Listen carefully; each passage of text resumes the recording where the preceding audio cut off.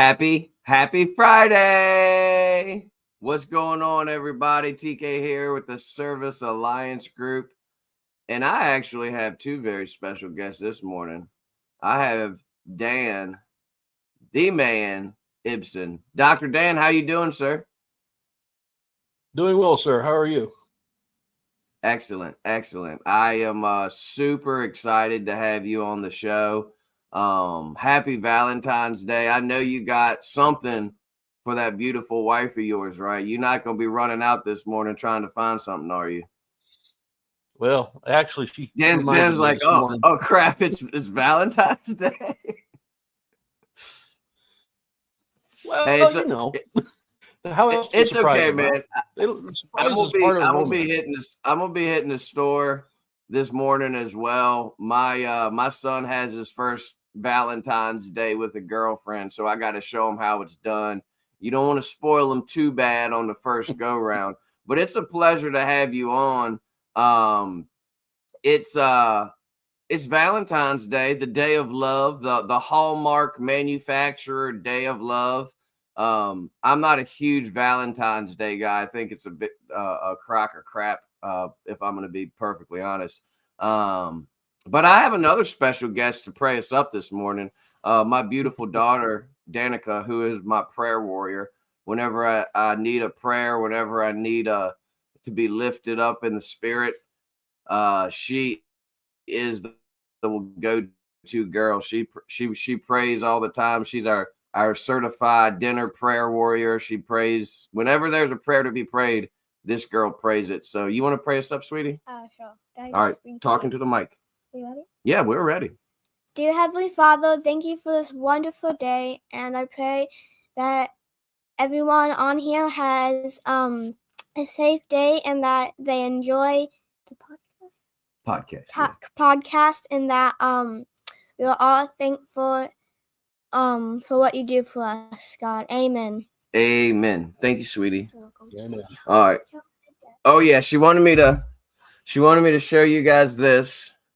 It is I don't know if I can get it into the camera, but it is here, I'll hold it back. It is a pine cone with googly eyes and a bikini on. That was my gift from her, along with a heart this morning that she made for me. So thank you so much. Love you. Our kids awesome, man. I just love them to death. They're just a blessing. But how are you doing, brother? It's good to see you this morning. I'm doing all right. My Burkle. It's always a good spark. A little chilly here in Tennessee. Did y'all get any of that snow? No, we got a lot of rain. Finally stopped raining last night. We had 3 or 4 inches of snow. When was it? Tuesday? Yeah, Tuesday. Did not miss any work. Well, actually, one of my guys that lives out in the country, he missed one day. Ethan missed one day because he was just snowed in. But it got pretty hairy there in the city. I was in the city all day Tuesday, and I will say, we were slipping and sliding. Let's just put it that way. It was not a smooth ride around. That's for sure. We got a few people checking in this morning. We got a saying around here. One snowplow and it's broke. If it snows 2 inches, they shut this town down. If there's so much as a flurry, everybody runs to the Dollar General and buys all the bread and milk. Well, why? So they can have milk toast? I don't know, but being from Iowa, it's embarrassing when you can't get out. And it'll snow one day and give it another day and it's gone. So they don't even really bother. Yeah, my CSR Beth is up in Connecticut, and every time it snows and we shut down, she just laughs at us. She's like, she doesn't say this, but in her mind she's thinking, you freaking sissies, you get a couple inches of snow and you shut your whole program down. And it's just funny because it is true. Like Virginia is the exact same way. We get a couple inches of snow and everybody loses their mind. It's comical, for sure. Thank you, Yeah. Doug. I'm glad you like my kitchen. I've actually been working on this kitchen. And the cool thing about this kitchen is if I move just right, my body disappears. So that's really cool. But sometimes, sometimes I don't feel like being at the kitchen. Sometimes I feel like being at the lake. Sometimes I like being in my fancy living room. Sometimes I like just being in front of a brick wall, but sometimes I like being in front of Ben's appliance logo. And then, or maybe on a late Friday night, I like to go psychedelic and hit the psychedelic room. It all depends on my mood. So I'm sticking with the retro kitchen for now. Would it be nice if we could make it to service calls that quickly? Yeah.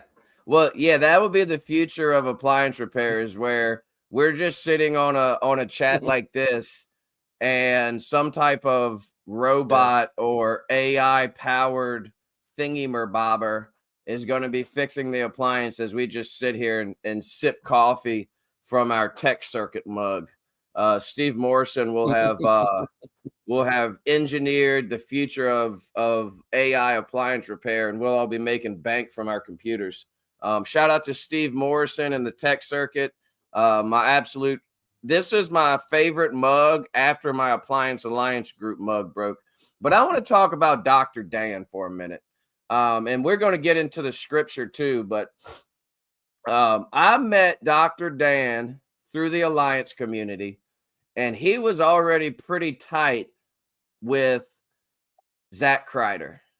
And I'd seen you around the Facebook groups, and I was low key jealous of that beautiful beard of yours. And my goal is to one day be as handsome as Dr. Dan is on the beard level, but I'm still working on it.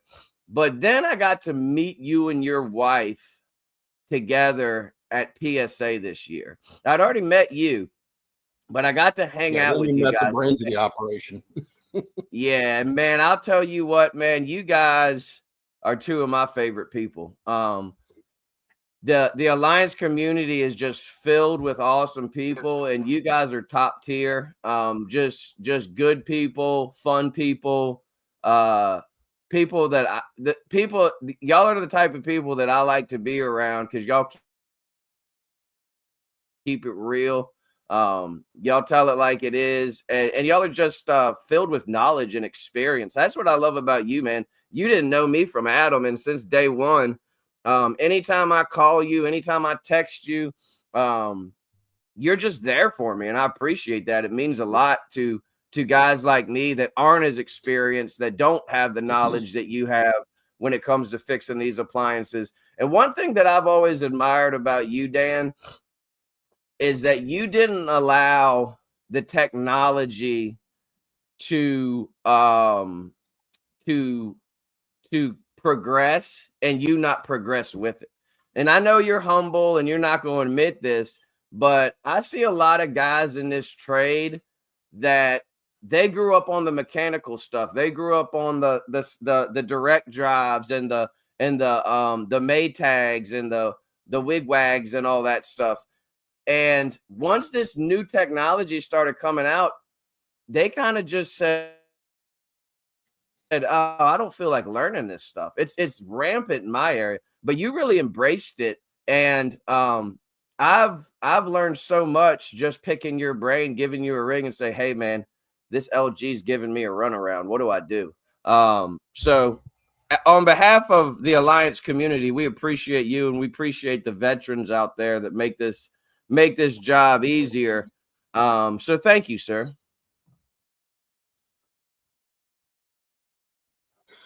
Well, you guys are more than welcome. I've been doing this for a couple days and kind of cut my teeth on wringer washers. So yeah, I started out with the analog.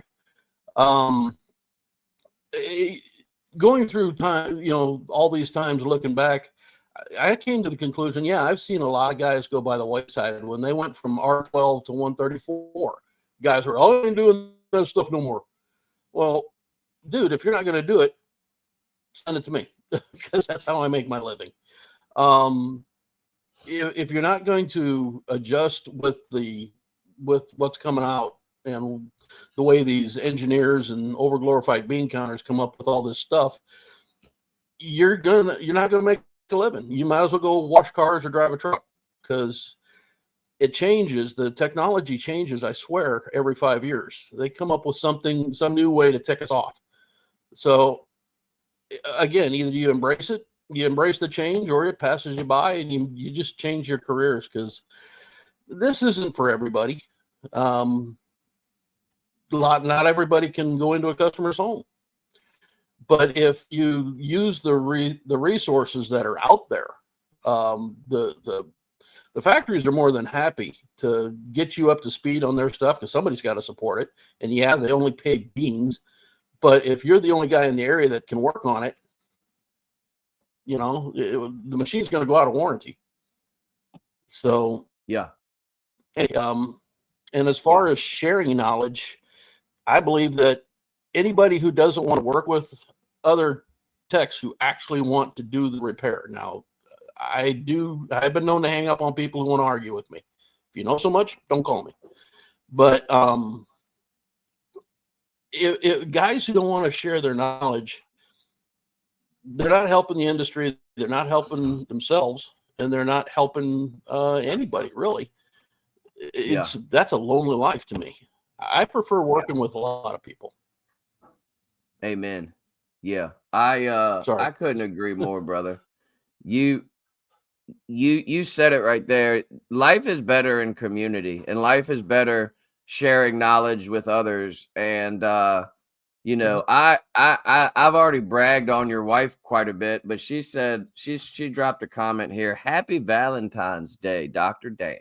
So there's your happy Valentine's Day right there, sir. Happy Valentine's Day to you, Mrs. Ibsen. Dr. Dan loves you, and so do we. We got a couple other people checking in this morning. Our boy Adam said he got 9 inches of snow yesterday, and the kids were mad because the 9 inches of snow and the schools stayed open. Oh, my goodness. If they even think about snow, if there's even a thought of snow in Virginia, we close the schools. And our brother Saul from Marcone said, dude, we below 50 and we cry. Yeah. So, Adam says on Monday it's going to be -30. So we were talking in the pre-roll about when you were delivered to the front door of Maytag with your tool bag as a baby. Tell us a little bit about that experience, being dropped off at the door of Maytag as a tiny baby with your tool bag. How did that go?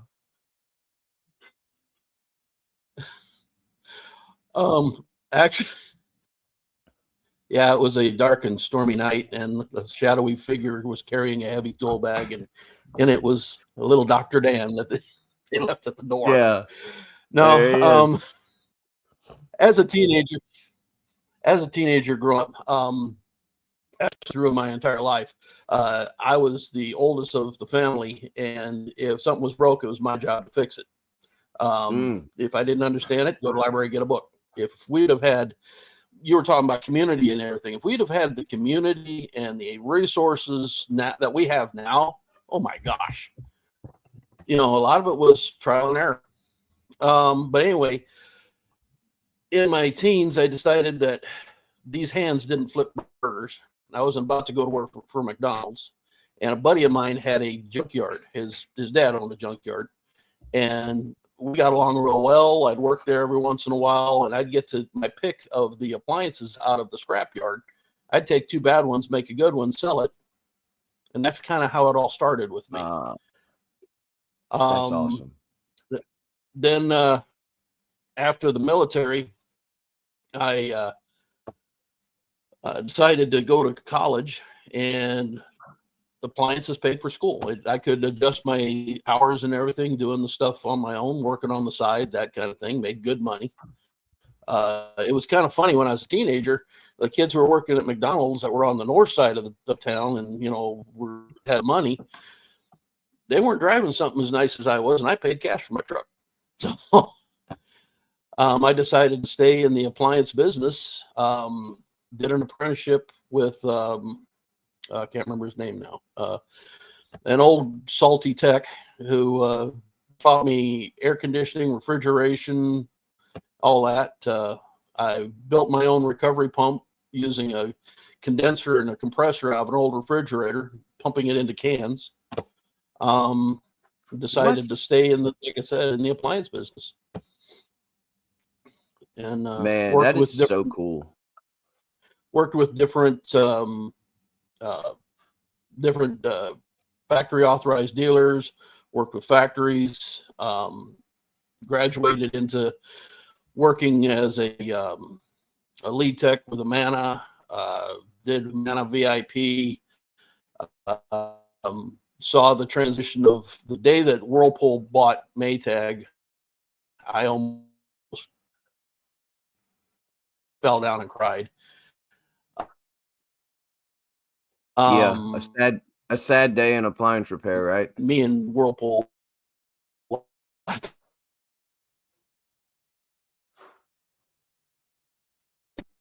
Oh, sorry, my phone or my computer seems to be dropping out.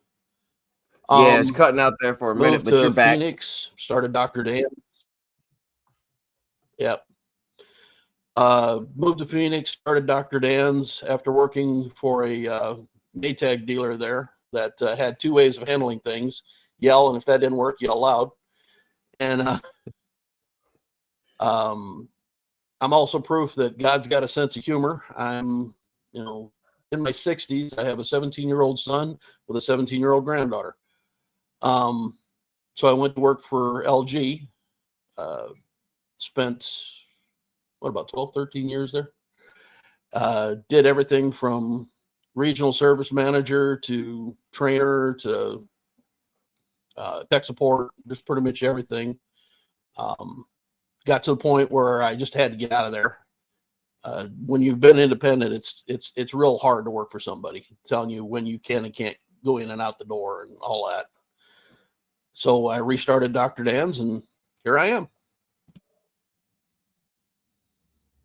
What an awesome story, man. I absolutely love the story. Because if you follow what he just said, going from pulling appliances out of a junkyard, making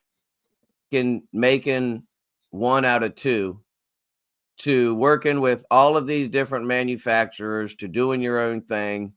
I mean, it's just cool, man. I love the story. I love talking to you, but I love talking to the guys that have been through it, that have paid their dues, and are still at it. You're still learning. I had the pleasure of interviewing our brother in the craft, Mark Kelly, yesterday. I had him on the podcast. Be looking out for new Appliance Alliance podcast coming out soon. But it's very similar stories, just been in it forever. I think he's 42 years in. And you guys are just an encouragement to guys like me, because I'm 10 years in and I still get discouraged. I'm 10 years in, and there's days where I'm like, man, do I really want to do this anymore? There's days where I wake up and I'm like, man, maybe I should do something else with my life. But appliance repair is a good trade. It's not an easy trade. It's damn sure not an easy business to run. But it gives us younger fellas, us young whippersnappers, if I can still be considered that. It gives us so much encouragement, man, just to keep going and keep trying and just keep pushing on. Well, So said Dr. Dan needs to change my ringer washer pump. There you go. You got a service call in Florida. You and Marion pack it up. Saul, you pay for the flight. the hotel, all of his expenses, he'll be there with bells on, brother. I don't think you want to know what that service call is going to be. Yeah, exactly. But yeah, I was going to say, as far as, you know, things going, even after 40 years, there are times I wake up in the morning, it's like, why am I doing this? You know, what am I going to be when I grow up? You know, there are times, you know, I always say some days are diamonds, some days are passing the kidney stone. You're gonna grab a hold of a machine sometime, and it's just you were talking about it on one of your streams. You know, should have been simple, should have been in and out and whatnot, and 2 hours later, the stupid thing's still kicking your butt, and the injector breaks. Yeah. You know, you just got to roll with the punch. You know, and it's going to happen. You know, people think I know a lot. Well, I have access to a lot of information, and with the new technologies and stuff, you got to stay on top of it. The Service Alliance Group has a great library that you can pull from MSA. There's different places calling other people, and sometimes somebody might just say, "Hey, I've had guys who were young in the industry just say, you know, Dan, did you forget about that thermistor that's on the on the evaporator or something like that?" And like, oh, there it is. Yeah. A lot of people, like I said, think I know everything. I don't. There are guys out there who know far more than I do. A lot of times I'll say I'm proof that a broke clock can be right twice a day. But if you use the resources like you use the resources like you do your tools. If you've got some good tools, some good resources, you're going to get through it. You're going to get it taken care of. Yeah. And I think one of the things too that you're proof of, and what you just said is true. One of your biggest resources is your network. Dan is part of my network. I know any day I have an issue and I'm stuck on an LG unit, Dan's the guy I'm calling. I have 2 LG guys, Dr. Dan Ibsen and Bill Trice, who is my business partner's dad. And you know, we talk a lot about networking in this group, and as business owners, it's super important. But on the tech side of things, on the actual fixing of appliances side of things, you have an opportunity in 2025 that Dan didn't have when he was digging through that junkyard 40 years ago. When he was digging through that junkyard 40 years ago, pulling out washing machines to fix, he didn't have the option to go on Facebook and reach out to a Steve Morrison. He didn't have the option to go on Facebook or go online and log into Appliantology or MSA or Service Matters. So embrace the technology that is at your fingertips, because I can tell you one thing: if you don't embrace it, you're not gonna be successful. And if you try to do this thing as a lone ranger and just go out there and do your thing and screw everybody else, who cares about the other people? But let me say this too, and this just popped into my head: try to give more than you take. That's one thing I can say about Dr. Dan, is he gives more than he takes. I don't think Dr. Dan has ever called me for anything. He's never needed me. I've needed him 100 times. But Dr. Dan is always there for me. He's always giving. Oftentimes I wonder if I give enough, because it's like, man, I'm constantly leaning on people. I'm constantly leaning on my partners and my friends in the community. And it's just a blessing to have these people around you. And I'm gonna lead into this. Let me interject one other. Go for it, buddy. I was just going to interject one other thing. You know, a lot of guys think I don't have anything to give, or, you know, I don't know anything, yada, yada, yada. Just being there, just, you know, giving support. You'd be amazed. You know, a good word every once in a while. You know, hey, I understand it's screwed up, but, you know, you can do this. just knowing you got friends out there, community is huge. It really holds up. And it might be the, well, I don't know, but hey, let's get a hold of, TK. Let's get a hold of EJ. Let's get a hold of, I don't know, but I know somebody else who's an authorized servicer. He can. Whoop, we lost him. The internet has officially crashed.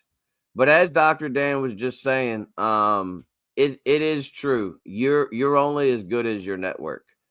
And when I first got into this industry and I started making videos and I started just recording what I was doing, I wasn't experienced. I had a couple, 3-4 years in the trade. But I was willing to share the little bit that I was going through. And there he is. We got you back, brother. Don't you just love great technology? Yeah.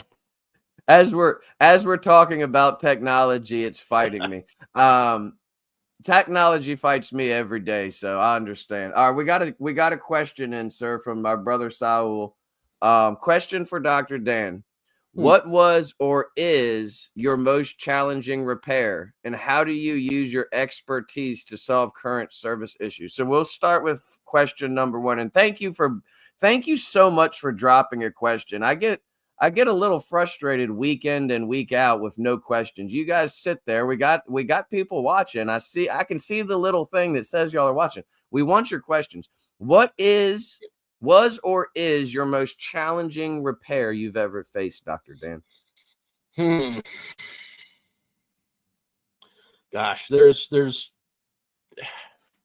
so many that well, pulling a hub on a Speed Queen that's been used for a long time. Back in the days when they had the transmission. I despised Speed Queen back then. That's when I worked for Amana. Trying to take that stupid hub off and getting that in, not damaging the outer tub. Lately, actually, this R600 gets me a little nervous because the charge is so damn critical. I went to the lock ring factory and got certified as a trainer for teaching lock ring and all that. And everything that the industry is doing, be it with the R600s, be it with lock rings and all that, is getting so critical down to just, you have to have your measurements right. You have to have your, you got to make sure your lock ring is the right size. You got to make sure that you use only so much of the product. There's, and then now with these new electronics, there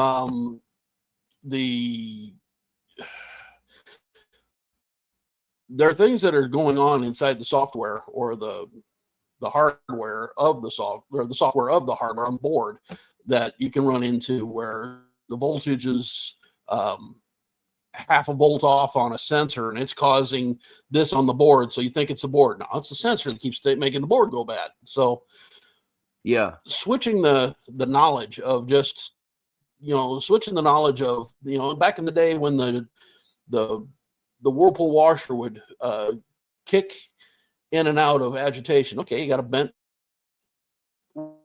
wig-wag, swap out the wig-wag. Now, okay, so the board's been causing a problem, but what made the board cause the problem? So we've got to dig a little deeper. And, a lot of times it's real easy to go, that's the problem, and you're wrong. Yeah. Well, that kind of answered it. I can't say a manufacturer or a particular repair. Frankly, they can all be a pain in the butt. Yeah. I couldn't agree more, brother, because when I was training under Austin, one of the things that he used to always say to me was, the problem you see is the problem you have. And in the old school mechanical days of appliances, that was true. The problem you see is the problem you have. Today, in today's appliance, the problem you see is not always the problem you have. And it really tests us to think about, okay, this board has gone out, but is there something underlying causing this board to go out? Some of you may have ran across the Whirlpool washing machine where the drain pump is taking the board out. I learned that one the hard way. I went out there and I did my diagnostics as if I was testing why I had a dead board. And I checked, made sure I had incoming voltage to the board. I had incoming voltage to the board. I didn't have any outgoing voltage to the user interface. Bad board. Cut and dry. Went and got the board, slapped that puppy in there. Boom! Soon as that drain pump kicked on, the board blew up. And I'm not talking about sizzled out. I'm talking about exploded. Smoke pouring out of the back of the machine. And I was like, what the hell just happened? It was the first time anything like that had happened to me in appliance repair, like literally explosion and smoke. And sure enough, the drain pump was shorted out, causing it to fry the board, and I had to go get another board and another drain pump. So you're absolutely right, man. It's not always cut and dry anymore. It's not always, the motor coupling went out or it's the lid switch. I mean, these are very, very advanced pieces of machinery we're working on, and you got to stay sharp. That's where I start preaching, and a lot of guys get mad at me when they're asking me questions. Hey, what they want to know? Okay, it's doing this. What's wrong? Well, it's broke. Okay. A lot of times I'll be preaching, you've got to use ladder diagnostics. The first time I ran into a pub situation, believe it or not, was on an LG front load. The board, I went through 3 boards. I couldn't figure out what in the world was going on. Well, it turned out the drain pump only had 1 ohm of resistance. Moisture got into the pump, shorted it out, kept taking the board out. But I was being, I got 8 calls. I got to hurry up and get this done. Well, you're either going to take that extra couple minutes or you're going to lose a few hours. You got your choice. Yeah. If a part went bad, why? First thing you got to do is ask yourself, why did that part go bad? It's not because I'll get guys, well, because it's an LG and it's a cheap piece of crap. Yeah, whatever. Why did it go bad? What caused that problem? So if you don't look at that, you're a parts changer. You tell me your opinion, and I'll tell you my opinion. But in the world of control boards, LG doesn't do a bad job. I mean, if they do anything right, I feel like they do some pretty daggone good control boards. And I'm gonna say this, and I'm gonna get your opinion. If LG could get a grip on their sealed systems, if they could fix what they got going on, and I don't know how it's dealing with, they would be the best refrigerator in the basics of refrigerators, not including Sub-Zero and stuff like that. But as far as like the basic brands, if LG could get a grip on their refrigeration system, the rest of the refrigerator is a pretty solid refrigerator. What's your thoughts on that, Dr. Dan? Well, I was working for LG when the linear problem reared its ugly head. And they tracked it down to where it was a software / manufacturer issue. If only they could if they'd only listen to the guys in the field.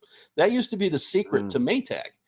If the guys out in the field saw a lot of things, the Maytag got on it. They would find out what was going on and they would address it. A lot of times, again, the manufacturers don't use their best resource, us. The reason why people loved Maytags, and it was stuck in their head, Maytags will never fail. Maytags broke. I've fixed them all the time. But the technician loved it because it was an easy machine to work on. And 99% of the time you had the part.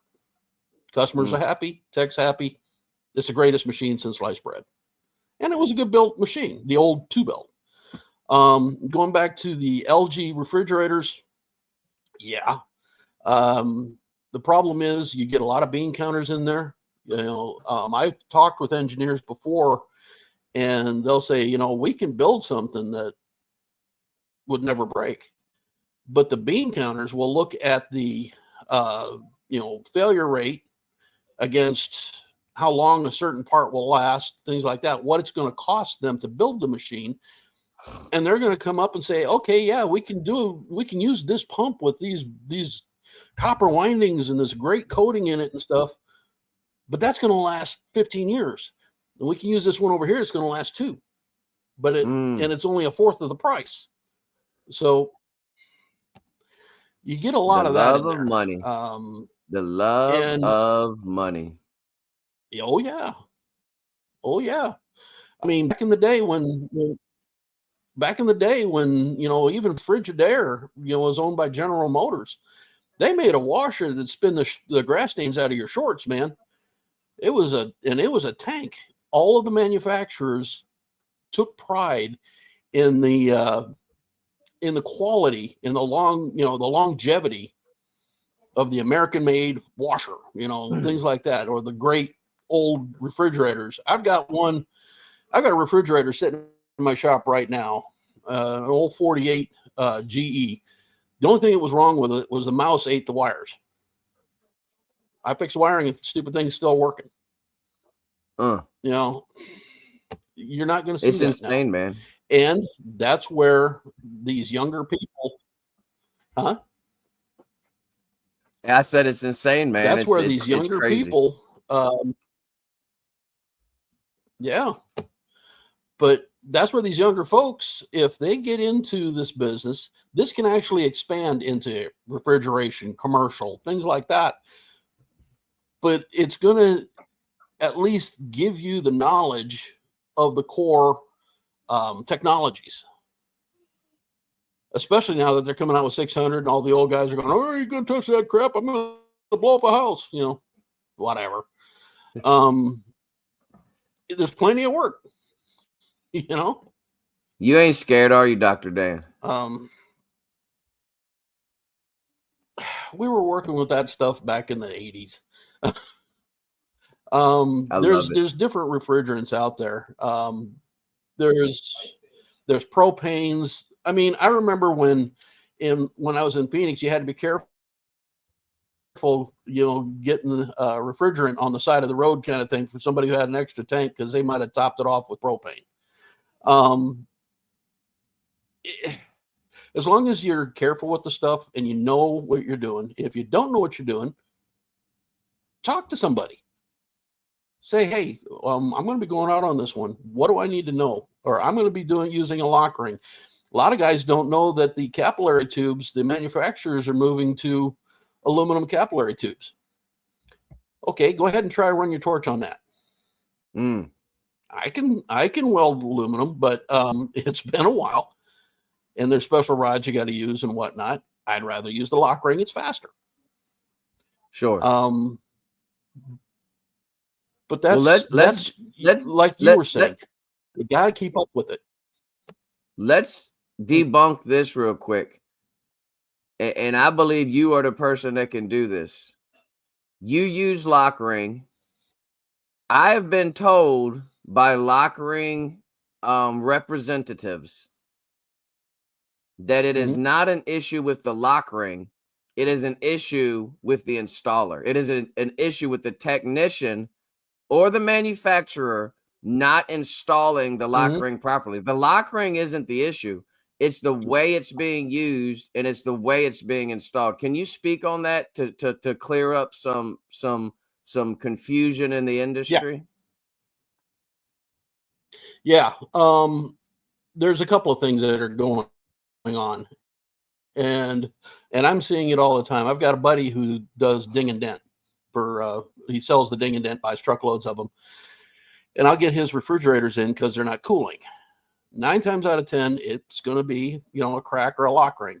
And what's happening is they're not installing them straight. They're not using the right goop. Sometimes they're not even sanding it right. When you're sanding the pipe, you have to go just like you would with soldering or brazing, just back and forth. Because if you do straight lines, it's going to give it a weaker bond. Another thing that I ran into, I had a guy that was running out there. He didn't work for me. He was running out there and changing compressors, and he said he was going to stop working on LGs because it never failed. He put in a compressor, and then 3 weeks later, the damn thing's got a leak in it on a lock ring. Well, it turns out that the product that they use for the lock ring is heat sensitive. I think it's if you hit over like 300 degrees, it melts. You hit that lock ring with a torch, it's gone. It's bad. So Done. The big thing on the lock rings is to make sure, one, you use the right amount of prep, and two, and your pipe's clean, of course. And two, when you're pressing your lock ring, it's got to be straight. So you want to set up your pipe just like you would when you're brazing. You want that pipe to want to be in there. If there's any kind of pull there, it's going to leak. I guarantee it. It's going to leak. It's not going to line up right. Now I'm using a mini. I'm just starting to use it. That thing is a game changer. The power unit. Wow, it is fast, and I can't say enough about it. I love that damn thing. The trying to put it in your elbow and doing all that kind of crap. It's real easy to, old men like us, we shake. It's real easy for us not to get the pipe straight. And again, you're going to get a slight kink in it. Got a good chance of a leak. So, lock ring brazing. I'm an old brazier. I've been doing it for a long time, but I've seen brazes leak from the factory and from people doing it. I've seen lock ring leak. When lock ring came out in it was in the 90s first, Westinghouse used them. Guaranteed, if I went on a no coal, it was that stupid lock ring was leaking on the high side. So another thing that throws people off is they think they can use their blue light and they'll put it on the lock ring and lock ring's leaking. Not necessarily. It's not first off, the fluorescent isn't green, or the yellow that I'm used to seeing. The prep on it, on the lock ring, is fluorescent. So you're gonna hit it with the blue light and go, yep, it's got a leak. No, don't. You better bubble check that first. Bubbles all the way. Yep. Bubbles all the way. I learned that at the Virginia Technical Academy. I did a hydrocarbon sealed system training. Highly recommend, if you're looking for sealed system training, checking out Virginia Technical Academy. Let's dig into this question because we got about 15 minutes left. Adam, another veteran in the trade, Adam Schweigel, asked, Dr. Dan, what do you see as the biggest challenge in the future for the appliance industry?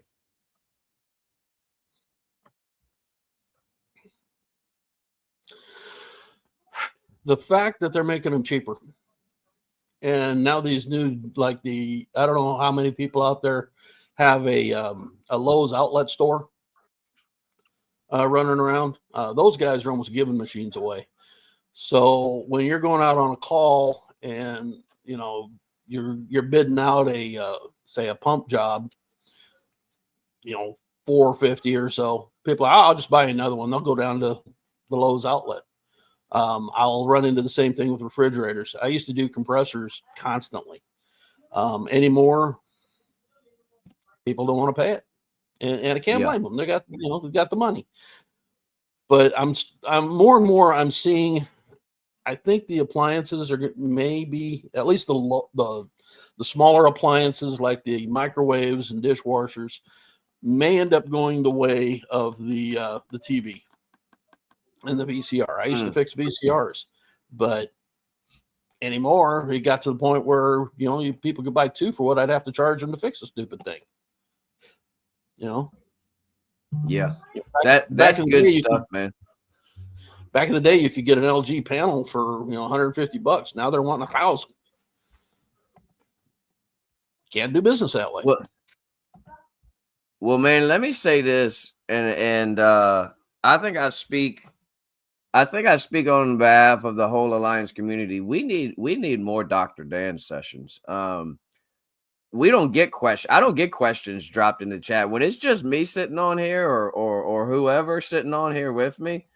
These people want to hear what you have to say, and I love that because you know I absolutely love listening to you talk about appliances. I'm an appliance nerd. I love appliances. We could sit on here for 3 or 4 hours just talking, and I'm just a sponge. I want to hear it. So we need to figure out a way to have more of these little sessions, and I'm going to brainstorm on that. I'm going to talk to the powers that be and figure out how we can get you on more and other guys like you. Because as much as I love you, there's so many guys like Dr. Dan. Dr. Dan is a legend in appliance repair in my personal opinion. And he's very humble and he's shaking his head no. But I love getting this knowledge from you guys. I love just sitting, it's sage wisdom is what it is. You've been through it. You're living proof that there is a future in this industry. Now, is there going to be challenges? Is there going to be hardships? Is there going to be obstacles? Absolutely. But you've adapted. That's what I see. I see a man who's adapted and pivoted and done whatever he had to do. And what I love about you the most, well, maybe not the most, but one thing I truly love about you is your willingness to share and your willingness to get on here. I know you were a little bit nervous at the beginning. We couldn't tell, by the way. But it's probably been one of my favorite episodes of the Morning Grind, just sitting here chatting with you, man. I freaking love it. Like I said before, there are guys out there who probably forgot more than I know. And there's guys who are, like to talk a big game. We all know those guys too.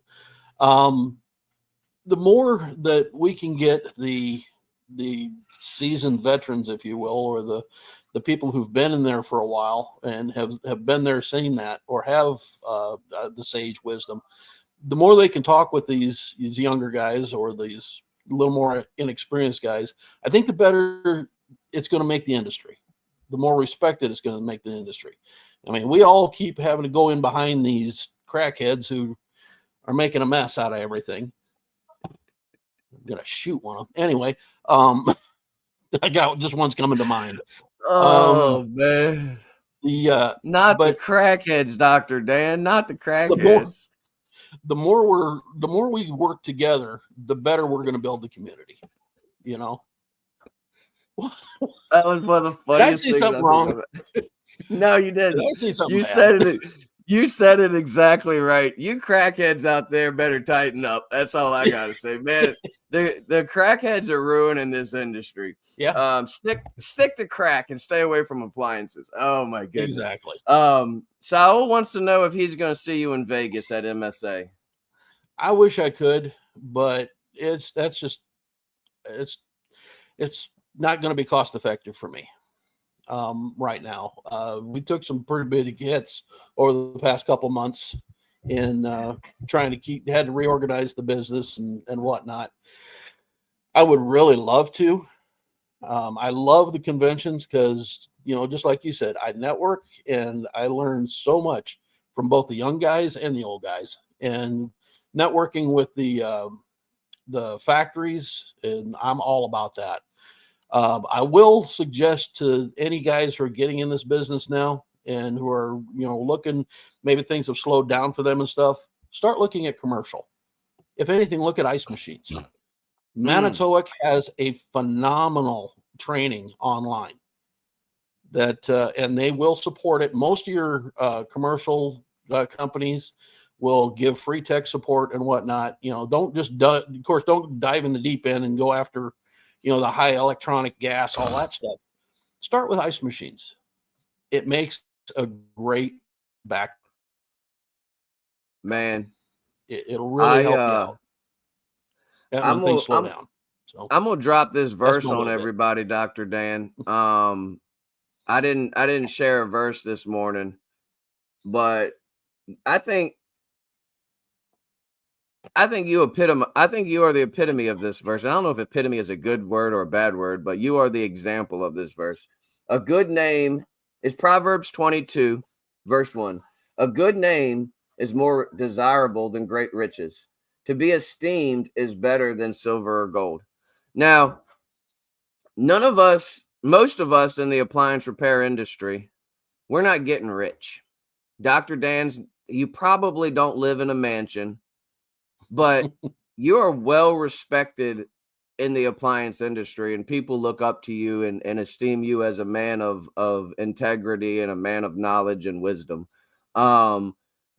And this week, the guys have been talking about low budget marketing but marketing on a budget. And I would like to end this as we wrap it up with this last 8 minutes. Word of mouth is still king. Having a good name in this industry is going to take you farther than any Google My Business, any SEO, any Facebook marketing. A good name in this business is going to take you farther than any of it.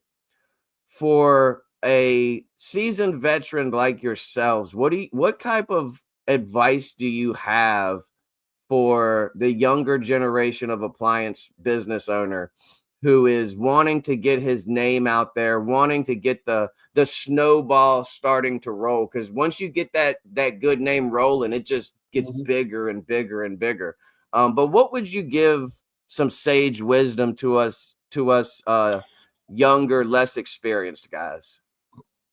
Well, I found, and I've started little side companies before, and I found that the quickest way to get things rolling is if you can get in with a dealership, or especially if you can get maybe 1 or 2 authorizations, be it LG or whatever you don't feel like working on. And when you talk to the customers, you first off do what you say you're going to do. Make sure you tell them what you're going to do and follow up. If you don't know, you say, I don't know, but I'm going to find out. Customers will respect that. Once you're an authorized servicer on anything, you get in with a dealer or a Home Depot or something like that. Now you got your referrals. When the customer calls you or the factory sends you the work, you treat that customer just like they're $1 million customer. Treat them good as best you can, like they're your friend, best you can. Of course, you're going to have ones that are going to try to screw you. It's going to happen. We're people. But when you're talking to that customer, okay, well, we know that we're going to have some problems with this refrigerator. I'm going to be coming out and, sounds like your ice maker's acting up. I'll make sure to see if I can pre-order and whatnot. Is anything else going on? How's your washer doing? How's your dryer? And again, treat every repair just like their family. You tell them what you're going to do, follow it up, and show the heck up. Nothing ticks me off more than these guys who are, we'll be there, on Tuesday. First, they don't give a window, and second, they don't show up. Yeah. Now all of a sudden, the customer believes that all repairmen are there to rip them off and are lazy. They give us a bad name, and if you're watching this and you're out there and that's you, shame on you. I'll shame you on camera. Another guy that I love listening to his experience, who I had the honor to interview this week, was Andrew Soper. He's one of those dudes that is wise beyond his years. He's not quite as old as you are, but the dude knows his stuff. And when it comes to running an appliance business, he's doing it right. And he dropped a little nugget right here. I want you guys to listen to what Dr. Dan is saying and listen to what Andrew is saying. Never leave a house without asking if they have any questions, and state clearly if they think of anything. Shoot us a text and we're happy to help. Yep. Now his his line of communication is text. You have to choose your line of communication. Hey, call us, email us, whatever. We use Workies, and they can message us directly on Workies. You have to, one of the biggest things that I will tell you guys is when you leave that house, you have to reassure that customer that you are there for them. One thing that I love to do that I highly recommend is that when you condemn a unit, we all do it. We all go out there and we all tell a customer, hey, you have to, you're going to need to replace this thing. Ma'am, your spider support in the back of this Samsung is shot. It's cracked. Your basket is shaking all over the place. It's not a cost-effective repair or whatever it may be. And you're going to need to replace this appliance. One thing that we do is we offer our customers free purchasing consultations. If you decide to go out there and buy something and you're trying to decide between this Whirlpool front loader and this LG front loader, please, for the love of God, call me and ask me my opinion, because I'm going to tell you to buy that LG front loader 1,000,000 times over. Now, here's why I do this. Number one, it's great customer service. The customers absolutely love it.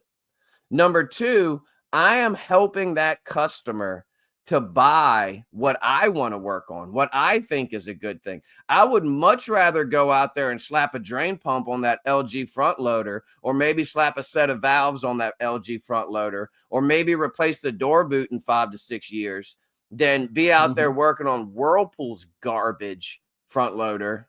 Yeah, I said it. Dr. Dan didn't say it. TK said it.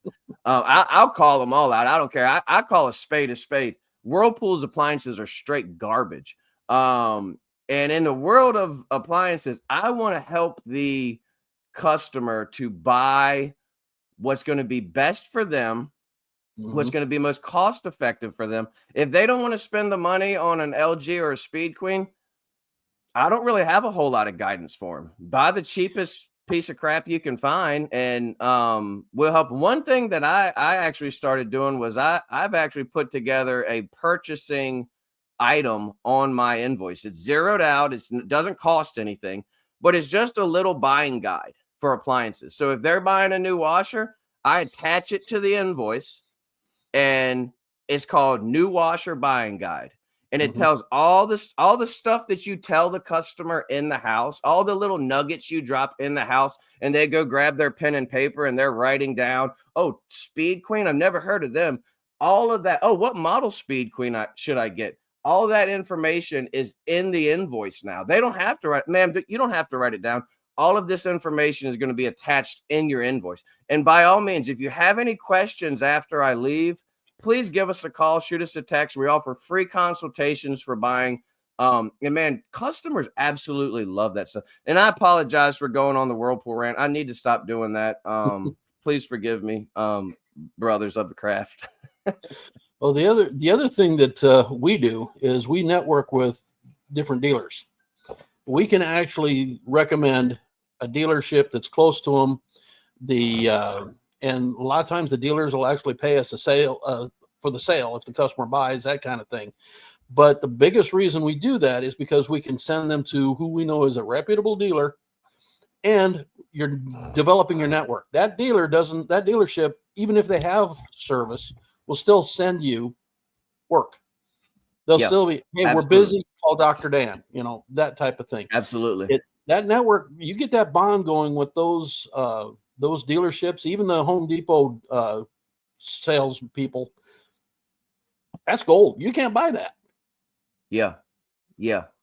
Well, guys, I got to say this. If you didn't get anything out of this episode, then you were either not watching, not paying attention, or half asleep. I'm going to have to go back and rewatch this. One of my new jobs in the Alliance community is going back and making reels from these videos to drop into the YouTubes and the Facebooks. And man, we are going to be chunking out some nuggets of Dr. Dan. So thank you, brother. As always, thank you for coming on. Sure. Thank you for being a friend to me. Make sure you spoil that beautiful wife of yours today. Do you have any closing words or just one thing, or anything you want to say? One Just thing. one Let's thing. hear it. And I think anybody who wants to try and build their business, grow their business, be in this business, write this down, put it on your dash, whatever. People do business with people they like. If you're not going to give good service, please, please, please get out of my business. That's all I'm going to say. I'm punching it into the chat. I'm punching it in so y'all can write this down, because that's a nugget. That's a nugget right there. Well, thank you, brother. That's something I was taught back when I first got in this business by an old sage. He was a Maytag man, and he flat out said, "People do business with people they like." Love it. Well, once again, thank you, everybody out there in the Alliance community. Thank you so much, Dr. Dan. I'm brainstorming an idea on how to get Dr. Dan on more podcasts. I know this isn't his thing, but man, I don't want to hit the end button. I want to keep going. I know you got work to do. I need to get to the gym and try to get my bikini, get bikini ready for the summer. But you guys have a great day out there in the Alliance community. Make sure that you pick up some flowers, some chocolates, or whatever your wife likes or your husband likes. Spoil them good tonight. Make sure you take good care of them. Spend some time with your family this weekend. If you have time tomorrow, make sure to jump on the mastermind. We're going to be going live at 10 a.m. Eastern Standard Time, and it's going to be a great mastermind. Zach's going to be heading it up. And if you can't make it, we'll hope to see you on the next one, and I will catch you guys next week. Have a blessed weekend. Have a blessed weekend.